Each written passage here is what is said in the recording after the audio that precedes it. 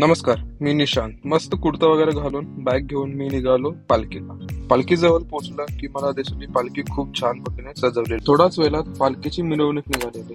मी पण एक फोटो काढला आणि मिरवणुकीला निघालो.